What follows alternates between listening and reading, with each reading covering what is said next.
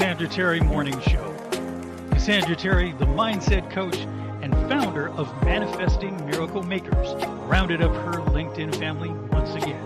First, we've got Brian Smart, Mr. Content and Dadpreneur. He's striking the perfect balance between raising his youngest daughter and creating masterful content. Next, meet Denise Annalise Spiller, the gig expert and relentless traveler and writer. She turns every gig into an adventure. Then there's Jay Pasquale, the storytelling strategist, a poet and voiceover artist. He's weaving tales that'll make you think, laugh, and maybe even change your perspective. Get ready for a show filled with wisdom, inspiration, and the magic of family. Let's welcome Cassandra Terry and the rest of the fam. Hello. Welcome to today's edition of the Cassandra Terry Morning Show. It is Transformation Tuesday. We are still on a high from yesterday. And so I don't know about you guys, but I am so excited to be here. I'm excited. I'm happy. I'm joyful. I'm beyond happy. I am joyful, and I am looking forward to spending some time with you guys today and talking about transformation and how we go about it. What do we really mean when we talk about transformation? Transformation is beyond change. I can change for a moment, whatever it is. I can fake it till I make it for a moment. But what happens when the stressors turn up? What happens when things are not going as planned? What happens when nobody's looking, right? What happens? I can be on my best behavior when I know I have an audience. But what is happening behind the scenes? If I have not transformed, if I've just had a temporary change, there's a good chance that I go back to my default behaviors as soon as the heat turns up a little bit, as soon as things start to get a little bit difficult, or if they're not really, if the change hasn't really taken root and become a part of my default, then I may only be able to muster it up, whatever it is, for a moment, for a season, for a situation, and then I fall right back into old habits, right? And I think we all have those places in our lives. There's some places where I've actually elevated. The transformation has happened. There's other places where I'm in the struggle, right? I am going through that transformation process and I'm not there yet. So some days I do well, other days I may not do so well. And I say that because it's important for you to understand that we don't ever get it right all the time. But when we are clear about what it is that we're trying to do, when we're committed to what it is that we're trying to do, we get right back into the behaviors that are going to get us there until they become our new default, right? And so there's times where it's like, okay, I've got this. I realize that I've made a turn, that my new behaviors, those new behaviors have become the default. And I can celebrate in those areas of my life. But it doesn't mean that I get to go back onto autopilot. I still have to keep a watchful eye. How do I respond to things? How am I showing up for myself and others? What am I doing with my time? If there still may be areas where I need some tweaking. I know 100% that there's areas where I need tweaking. And I want that tweaking to be permanent, because I don't want the yo-yo, the back and forth. I don't want my life to be so much a tennis match.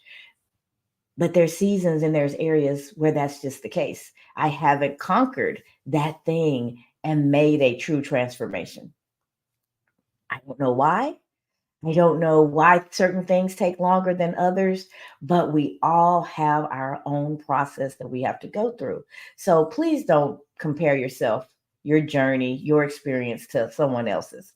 It's uniquely yours, and you have no idea, just like I don't know behind the scenes what's happening with anybody else, what their experience has been, how they've arrived at this state in their life. I don't know that for anybody else. No one else knows it for me. So don't even waste your time comparing to others.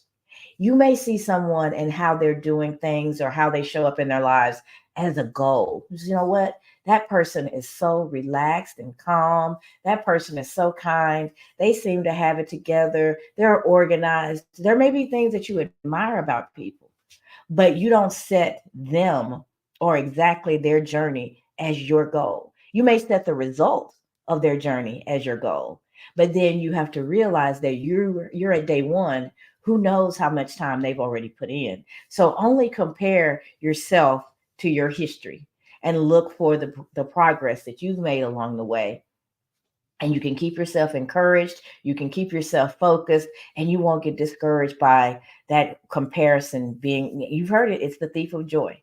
You look at somebody else's journey and go, oh, I thought I was doing well, but when I see what they're doing, that's the wrong mindset.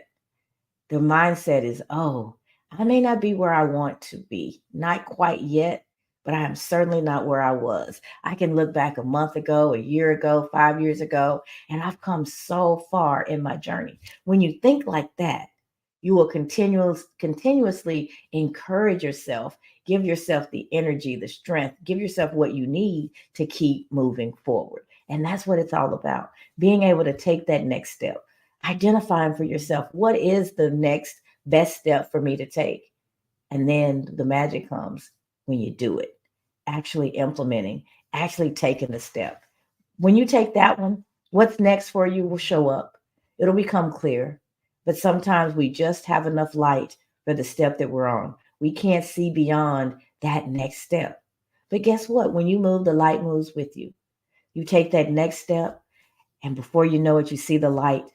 You see where the next and the next and the next, and you just keep moving forward. One step at a time, one choice at a time, day by day, it compounds and takes you where it is that you want to go. So give yourself grace, give yourself space to evolve and to grow and to really experience your life for the fullness that it is. So, the quote I have for you guys today, I think I've shared this one with you before, but I'm in this season of my life where I'm just so I'm very happy, very joyful. I'm also almost, it's not overwhelmed. Can you be overwhelmed with goodness, good feelings? I don't know if that may, I may, yesterday was such a magical day that I'm just overwhelmed. I slept like a baby. I woke up full of life. I think I was smiling in my sleep because we had such a good time together celebrating. I'm so glad that so many people joined in and participated and really made the launch of SOAR a very special day. So I woke up full of gratitude. I went to bed full of gratitude. I anticipate carrying that with me. I am going to milk this feeling for all that I can get out of it, right? When you have capture that magic in a bottle, right? And when you are having a tough time, because we all do, it happens. And when your tough time comes, just pull out that bottle, spray yourself, spritz yourself with a good feeling that you had before. Allow yourself to go back to those moments and be re energized. That's what gratitude will do for you. That's what remembering the goodness in your life, the abundance in your life, that's what it'll do for you. You can pull it out whenever you need it and just go back for a moment. You can go back to that good time and relive those feelings and allow them to boost you up. So we've got a quote this morning from Jim Rohn, and it says, "Your life does not get better by chance; it gets better by change." That takes me to, if you want something different, you have to be willing to do something differently. You can't keep doing the same thing and expect that you're going to have a different result. It just doesn't work that way, right? So your life doesn't get better by chance. We don't want a happenstance life where we just are blown here, there, and everywhere, reacting to whatever the world gives us.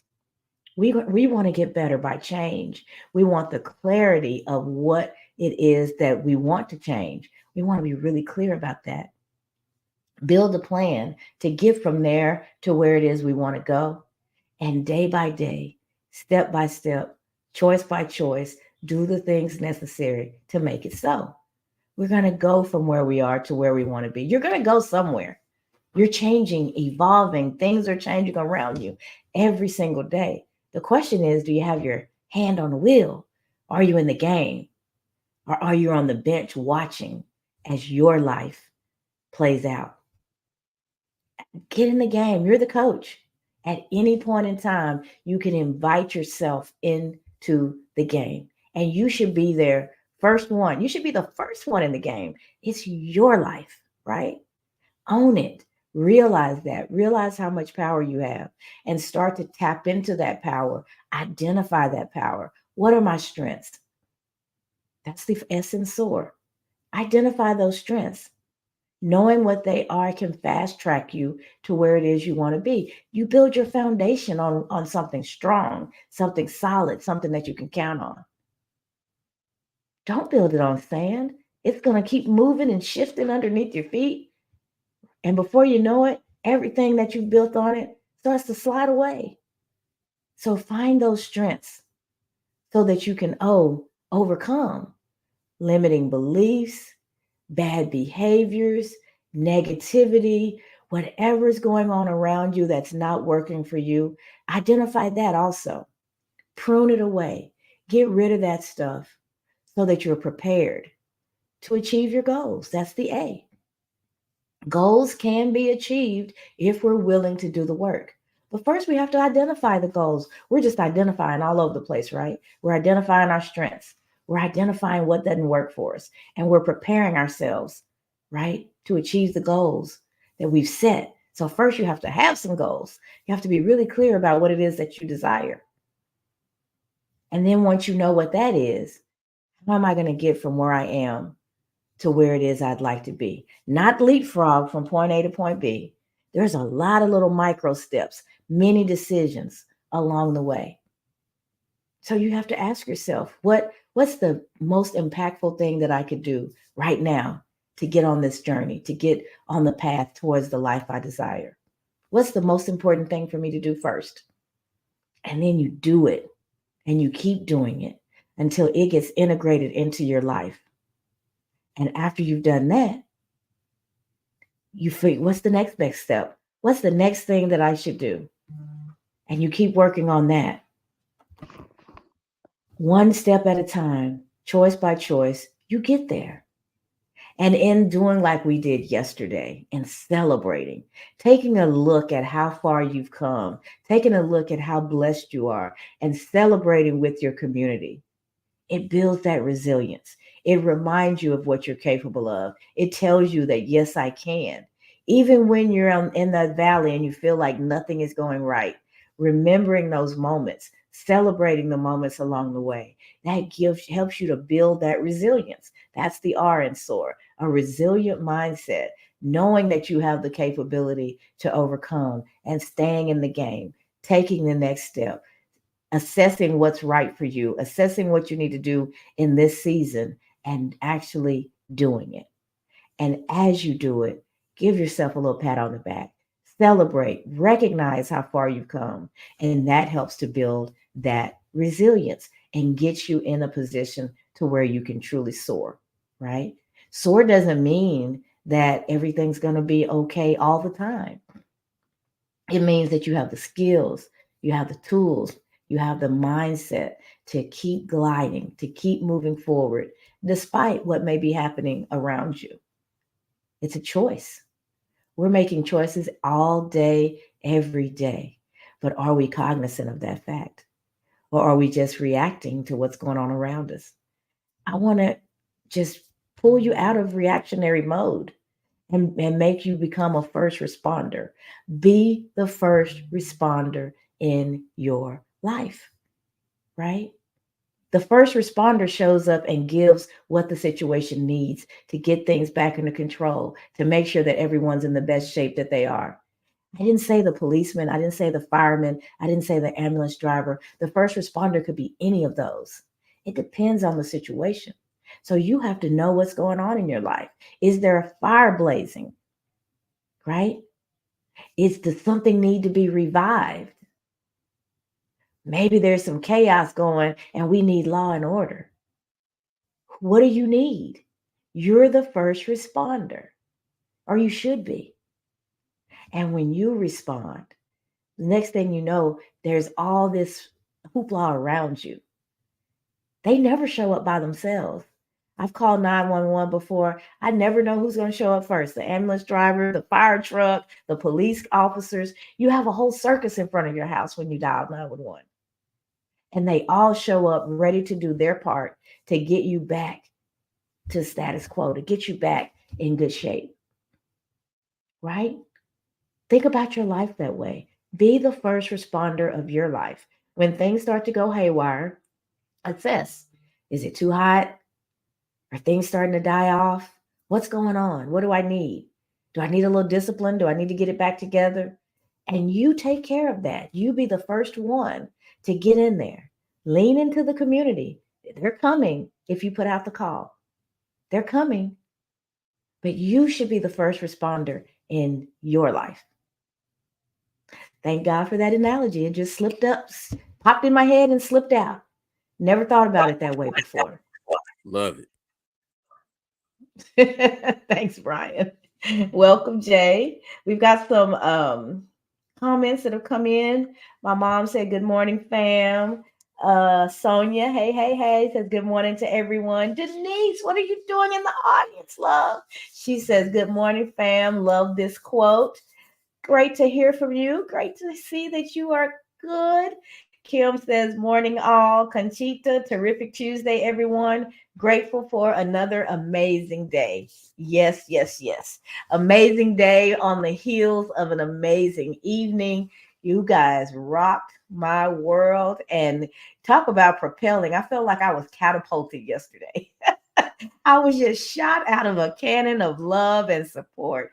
And I am so very grateful. You guys, and Conchita, it was all your idea. So you're definitely the idea person. It was a fabulous day. All right, Brian. If you're in a position, I'm going to mute so we don't have the background. The conflicting. Our microphones don't get along as well as Brian and I do. They fight each other. So I'm going to mute and give you the opportunity, Brian, to share. Go ahead. You crazy.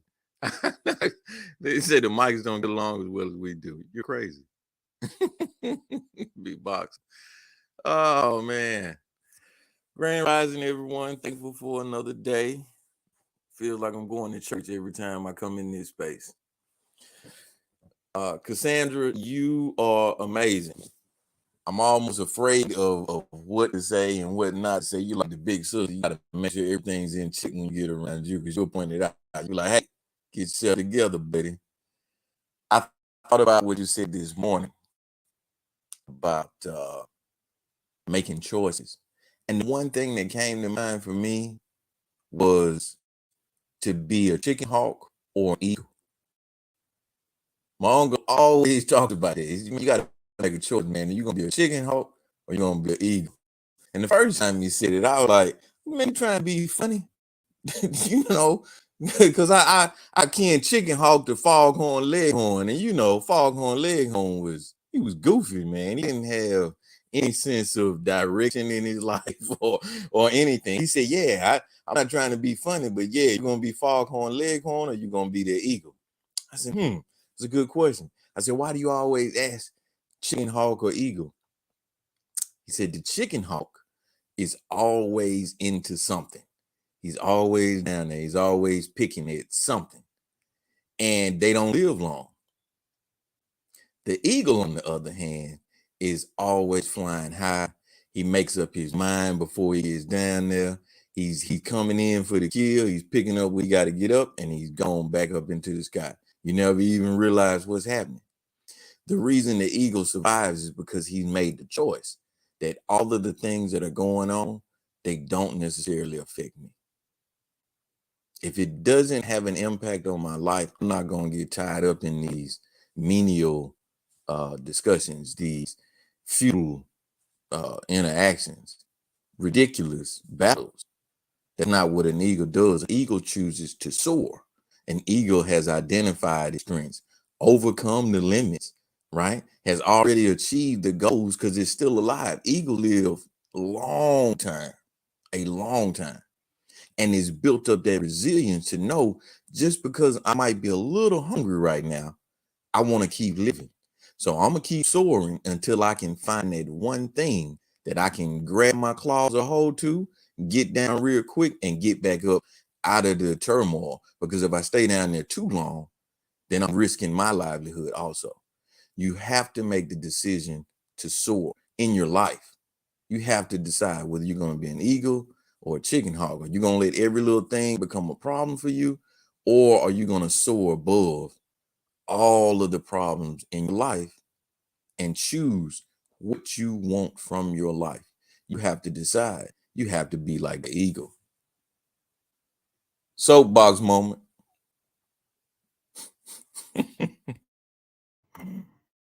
I love that. A couple of things came to mind. First word as you were talking was strategic. The eagle is strategic, making the right decision for what's going on in that moment, not bouncing around like the chicken hawk all over the place, just reacting to whatever hits its path. And the other thing that came to mind when I thought about the eagle soaring is its point of view. The eagle doesn't have to be so concerned about that one little meal right there, because the eagle can see so much farther, have such a bigger point of view. Maybe there's something better for the eagle right down the road if it just continues to soar forward. It can see that because it has risen above its circumstance. It's risen above what's going on, and it has such a bigger point of view. It makes me think about God sitting up high and looking down low. A different point of view. The chicken hawk can only see what's happening right there. Such a small point of view.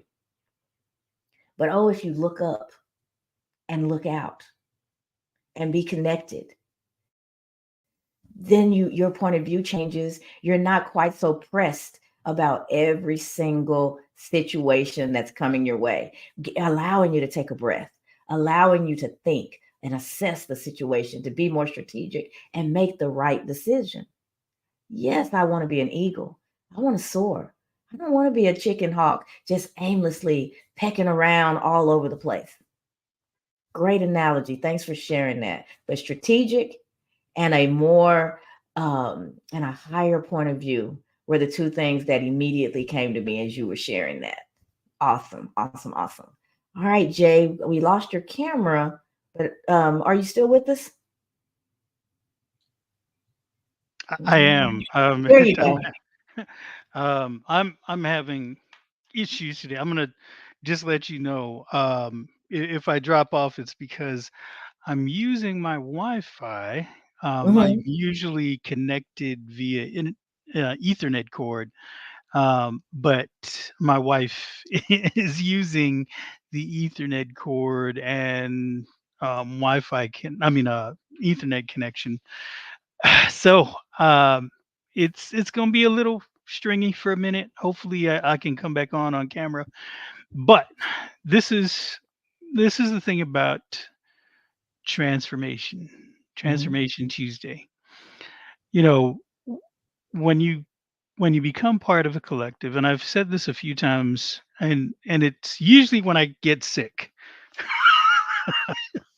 You want to show up for the people that show up for you, Hmm. and then but things kind of get in your way, and you have to you have to be strategic, um like B was saying. You got to be that chicken the chicken hawk. Oh man, because it really does matter. If you can't show up for the people that show up for you, you know, it it really is about m- reciprocating.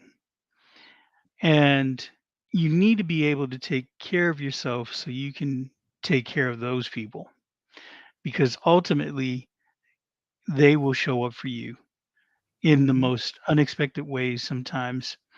And so it's always been ingrained in me since, and I'll put it this way: my mama raised me right,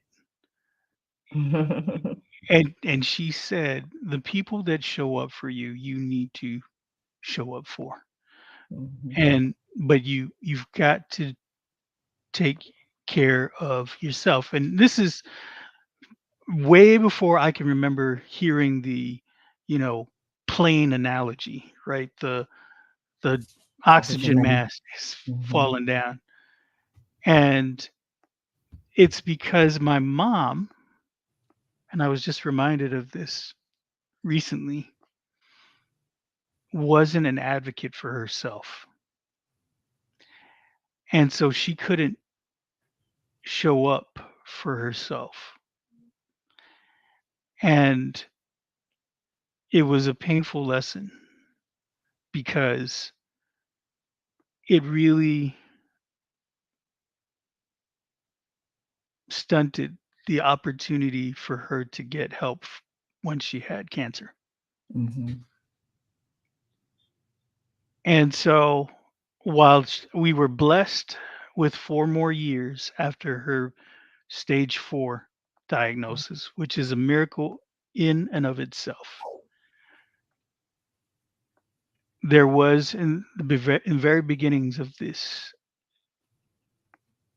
tumultuous diagnosis, that thought that creeped into my head: had mama just advocated for herself,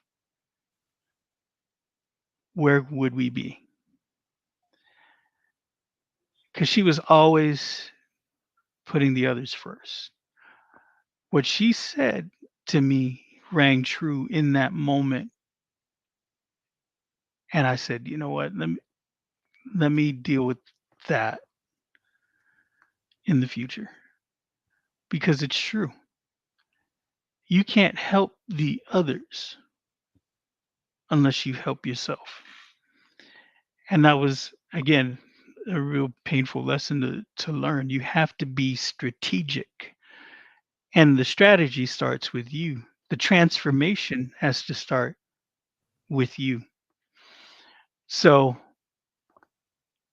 it's important, yesterday and this last several weeks, we went to the ER over the weekend, stayed there for nearly 4 hours, didn't get seen, and we just left. And I'm saying that because that entire time last week, I'm worried about my kids. Well, my kids and my grandkids. And I'm caring for two of my grandkids. And in this moment,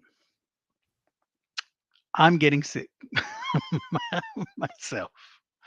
And Mm. I'm and you know, uh I'll spare the details, but I'm trying to make sure throughout this period that I'm able to show up for them and I'm able to show up for my family so that I'm able to continue to care for them.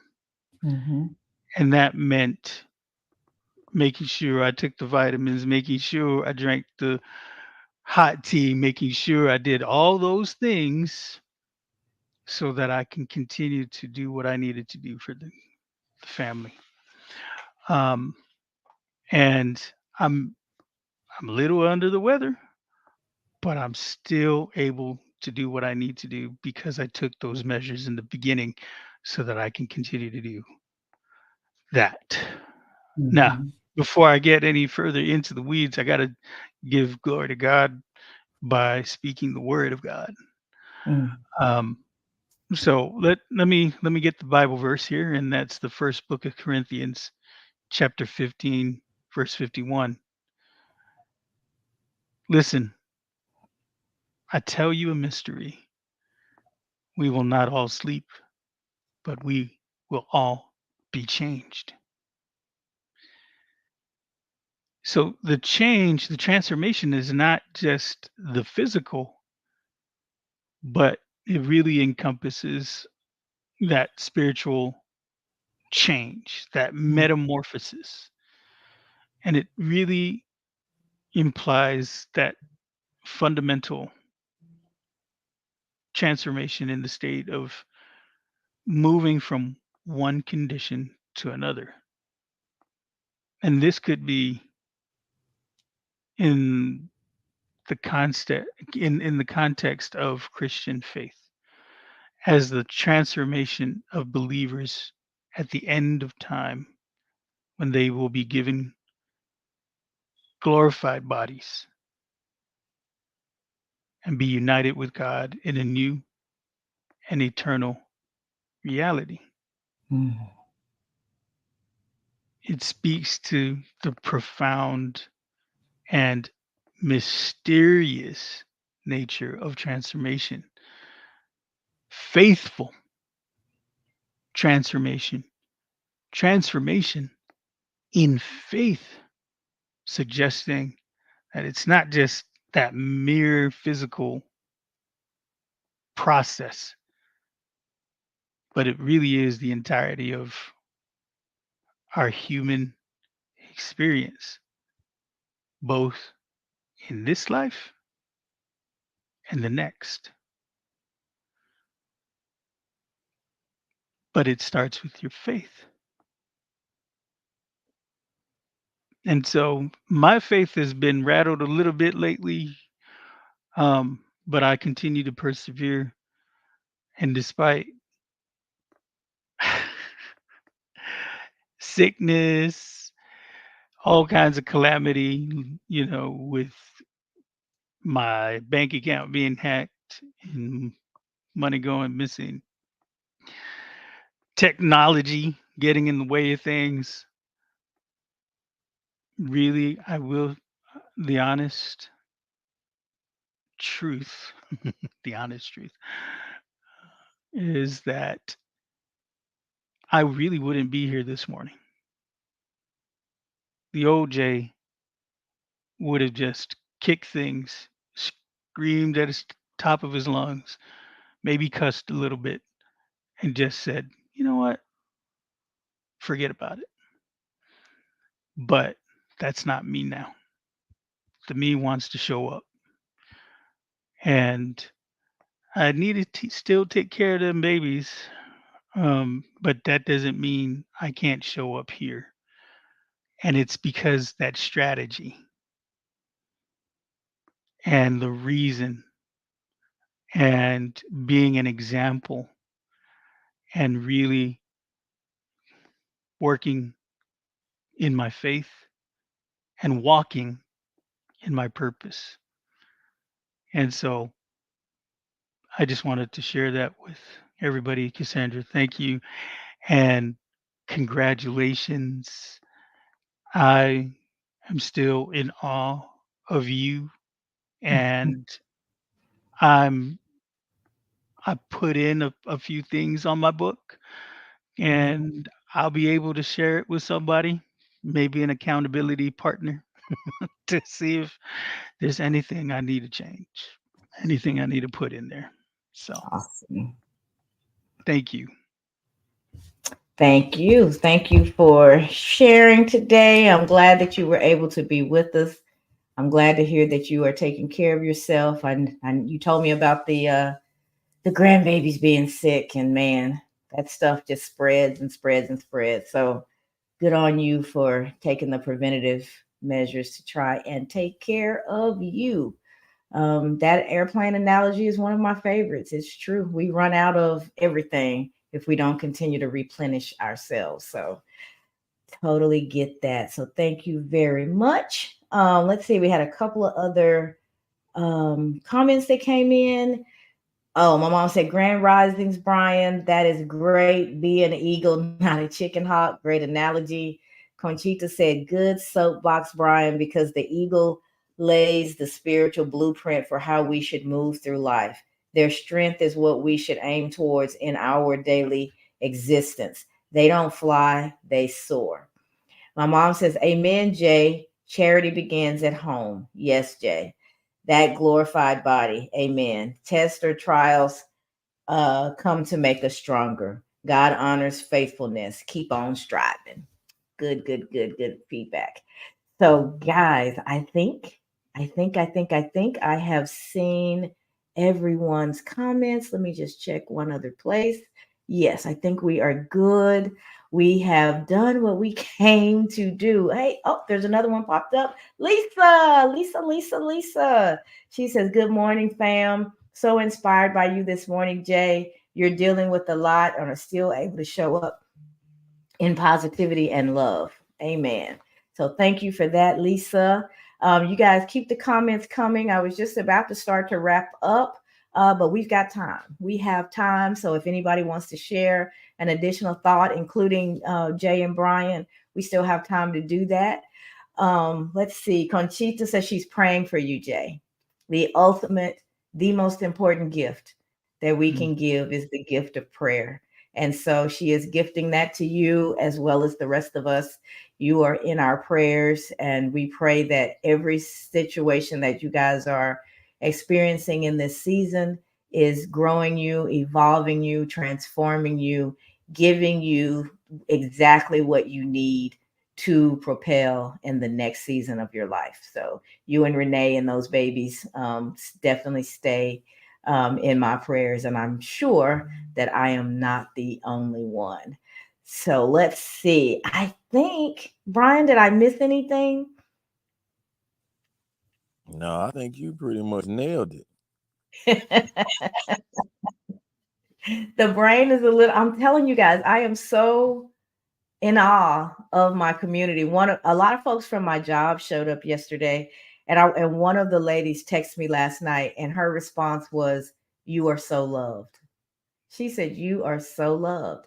And that is because she was able to witness as a third party, she was able to witness what all you guys pour into me. And that just spoke volumes of the community that I'm a part of the family that I have. That's what she texted. "You are so loved." She didn't text congratulations on your book. She didn't text it was a fun party. I was glad I got to be there. She texted me, "You are so loved." And every once in a while, I'll get the question, if you could go back and talk to little Cassandra, if you could say, what would you tell her? And that's it. That's what I would tell her. You are so loved. You are loved by God. You are loved by your family. You are loved by a community of people who may never occupy the same space and time as you, but they show you their love by pouring into you and being a part of what you have going on a regular basis. They don't ask you for anything other than your time and attention. They're just there cheering you on, supporting you, correcting you when that's needed. That's a part of love too. And I have such a strong community that she boiled down that entire almost hour and a half into 3 words. You are so loved. You are so loved. And I definitely felt that. I feel that. And I'm grateful for the little girl that was Cassandra, that was Sand, that she has lived enough of a life to be able to transition into a space mentally and emotionally to see, feel, understand, and most importantly, accept that love. And so I'm eternally grateful to each one of you. My mom says, "Yes, Jay, you are in our prayers. Sometimes breakdowns happen before our breakthrough. You've got this, and God has you. You've got this, and God has you." Breakdowns leading to your breakthrough. Take all that in. Take all that in. All right. That was a great summation. So thank you guys so much for this edition of the Cassandra Terry Morning Show. I am again elated, grateful. I couldn't wait to get here this morning because I'm so excited for what's to come, for what has already been, and for what's to come. I wait with expectancy. That's a part of our faith. Our faith is to drive us towards everything is going to be okay. Our faith is to drive us to your greater is later. No matter where you are, mountaintop or valley, your greater is later. There is still something for you if you keep moving forward in faith with great expectancy that it's all going to work out for your good. If I don't know anything else, I know that no matter what's going on in my darkest days, They are there so that I can better see, enjoy, and appreciate the light. I know that everything is working together for my good because I can look backwards. I'll be 56 next month. I have 56 years of experience to tell me that my good days have absolutely outweighed my bad days. That anything that was ever taken from me was returned to me 10 times, 100 times more than what it was I lost. Every difficult situation that I've ever experienced has matched in, has become a part of all those good situations and culminated in right now. So know that if you're in one of those seasons, that it's preparing you for that breakthrough that my mom was talking about. When you're in that mountaintop, rejoice of the having the view of the eagles, seeing the expansive beauty of what your life has become. See it, enjoy it, take it all in, because it will become a part of that resilience. It'll be something that you'll draw on when you find yourself back in the valley. Life is cyclical. We have our ups and we have our downs, but we are equipped with everything that we need to gracefully enjoy the mountaintops and faithfully walk through those valley situations. So I think that's a great place for us to end it today. We will be back here tomorrow at 7:15 a.m. Central for Wake Up Wednesday, where we talk about intentionality. If you guys have not gotten your copy of SOAR, and so many of you have, I am so grateful. You still have time. You have time. It'll be out there forever. So go on out there to Amazon and just type in my name, and you'll see this background on a book, SOAR Beyond Limits, Unleashing the Power Within. Get your copy, become a part of the community so that you can participate in all the things that we have planned ahead. So thank you guys, and we will see you back here tomorrow, 7:15 a.m. Thank you for joining us today. Make sure you join us every week, Tuesday through Friday, 7:15 a.m. Mother. Central Time for the Cassandra Terry Morning Show. For advertising or sponsorship questions, reach out to Cassandra or any member of the FAM Collective on their LinkedIn profiles. Have a great day, everyone. Have a great day, everyone.